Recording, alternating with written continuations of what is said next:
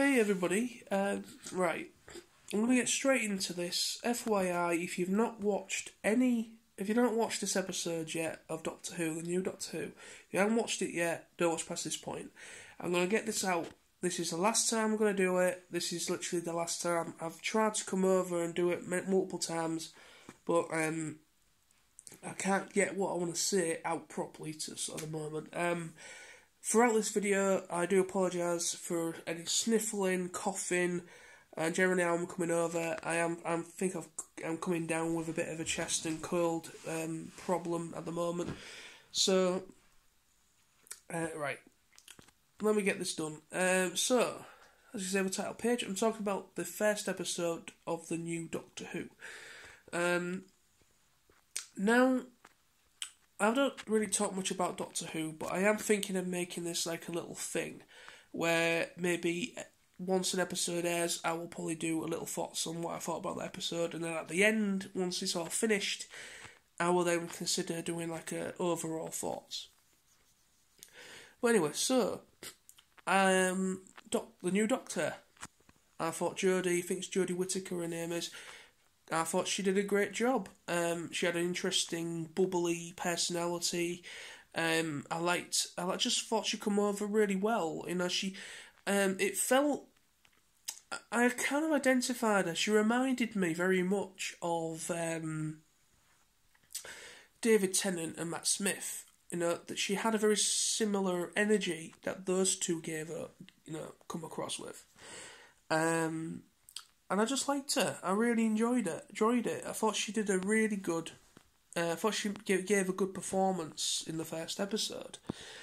The episode itself was interesting. I quite like how it started.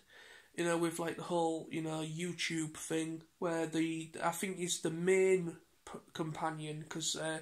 I noticed that the episode was more centered on him, so I'm kind of guessing that he's going to be the main companion out of the three that have been promoted. So like you got Bradley Walsh, which actually comes over. He's actually his step granddad. So obviously he's because he obviously remarried to his grandmother. So, essentially his step-granddad, in a way, is one of the companions, I believe, because the way it's been promoted in, like, the posters and the trailers and everything, it comes over in that way. So I'm guessing in this, we've got, in this series, there's going to be three companions going around with the Doctor. So you got Bradley Walsh. I like Bradley Walsh, I like him. I think he's a good good actor and a good comedian. I quite enjoy his stuff. So I like that he's a part of it. So he's definitely going to be a bit more, comedy value in a way, his character. And then the main guy he comes over, he's actually comes over as dyslexic. And what I mean is comes over, he is a dyslexic. I do apologise if that came over wrong. What I'm saying is that the main, I'm going to say the main because it kind of more focused on him. He come over, the way he came over, I identified with how his character quite well because the reason why I say dyslexia is because I have the same problem. I have the same disorder. And I identified with his character quite nicely because how he come over and how the actor kind of portrayed the character, I felt, wow, I can identify with him because I had problems trying to ride a bike when I was a kid. I was a bit older than a lot of the kids at school by the time I actually got around to learning. For a long time, I actually had stabilisers on my bike for quite a while. And then my mum and dad said, right, he's going up to the highest, to Hesel High and everything. So I think it's about time that we try and see if we can help him out and try and get him to ride a bike without stabilisers. So my dad took me out, quite similar to like in this series. in the episode, should I say, where his granny and granddad took him out to try and help him ride a bike, and he got a bit flustered, and that happened to me. I hurt myself a couple of times coming off. I winded myself, and I almost stabbed myself in the chest with the bloody handlebars because I wasn't paying attention. And I come off my bike a few times, got a bit bad tempered, and I remember that, and I identified with that from myself, from my past. And generally just how he came over, his character, you know, with his you know, he came over a bit, you know, he didn't like his job, which I had a problem with that myself, up until recently. And then he had, you know, I didn't like his job. He was kind of in a bit of a rut with himself, and I identified with that as well. But anyway, so for the episode itself, it came over very different to what I've seen from previous Doctor Who episodes. It came over in a certain way that just felt new. It just felt like a breath of fresh air for me. I'm happy that there's all new writers. I'm happy that, you know, there's all new writers on this series. I wasn't happy with previous stuff because a lot of the stuff under Matt Smith and a lot of the stuff, pretty much the entirety of it under Capaldi, felt very stale, and it didn't feel like there was that much creativity with the writing and the stories. I felt sorry for Peter Capaldi, really, because I liked his Doctor. I liked how he came over. I enjoyed him. But I feel that and I think he's even said it himself in interviews, he feels that he's not been supported by the writing side to emphasise his character more. And I think that's why he chose to leave on his own accord, because I don't think he was happy with the writing side.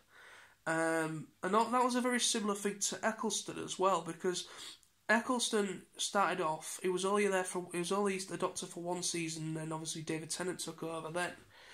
And I really enjoyed Christopher Eccleston. I really thought he was a great Doctor for coming back. And apparently he had a bit of a problem with Moffat, I think it's Steve Moffat or whatever, the head writer. He had a bit of a problem with him because apparently in interviews he said that they wouldn't allow him to emphasise the character in his own way.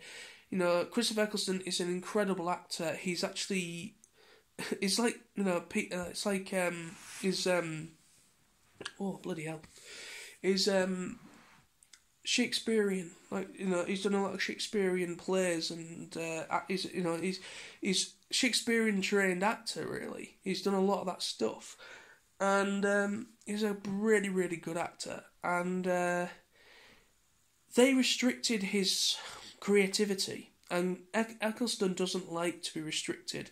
He likes to emphasise the character. He likes to embody that character as his own, and he likes to kind of mould and create the character in his own way, as any good actor would love to do. And he wasn't given that opportunity as the Doctor. He was restricted, and that's why he chose to leave after just one season, sorry. But anyway, so yeah, that's the problems what I've seen in the past. But yeah, so this first episode, I enjoyed it. I thought, you know, Jodie came over really well. I enjoyed her performance. I'm intrigued to see about how the companions are how it's gonna work with all of them as a whole, her companions, as well as the whole situation that they found themselves in, as essentially the TARDIS is now destroyed, apparently.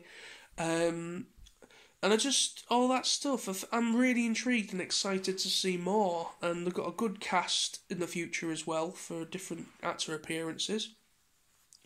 And I'm just intrigued to see what's going to come in the future for this series. And I hope Jodie's going to be around not just for the first season. I hope she stays for a few more. Because I don't want it to be one of those things where she's only there for one season and then she regenerates again back to a man. I don't want that. I want them to keep with a woman for at least a good 2 or 3 seasons. To be honest, I would like them to keep with a woman in general. So the next, if they consider doing another series with another Doctor after Jodie, I would like another female Doctor as well. I'd like them to keep with that female version for a little longer before going back to the similar formula that we all come to know as a male character. I want them to kind of establish the female thing for a bit longer rather than just kind of like a stopgap. If I know that sounds horrible to say, but I don't want them to do that because I enjoyed her character and I'm fully supportive of the choice of that happening. But anyway, so thank you for watching. I'll be back with more episodes of me talking about this series as the episodes air. So thank you, and until next time, stay awesome. Bye for now.